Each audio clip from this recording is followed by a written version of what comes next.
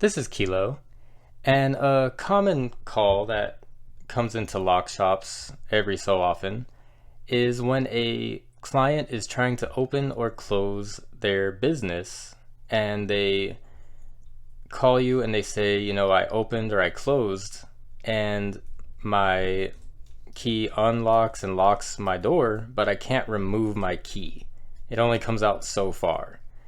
So, what you can tell them if you're super busy and you can't make it right at that particular time, what you'll say is go ahead and put the key in the 12 o'clock position and press your thumb against the face of the plug, and as you pull the key it will come out.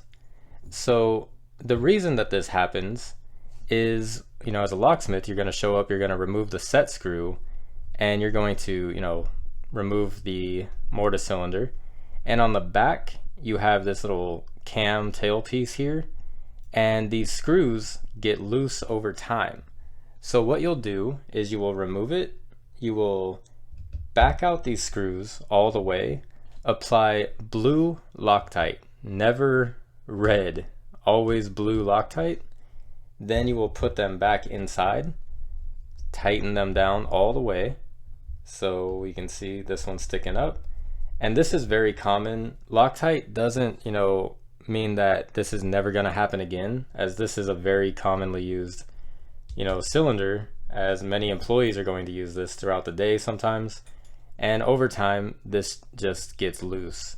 So then once you do that, you pop it back in the door, you lock it and unlock it, and you're able to, remove the key easily, no problems there, and you are good to go.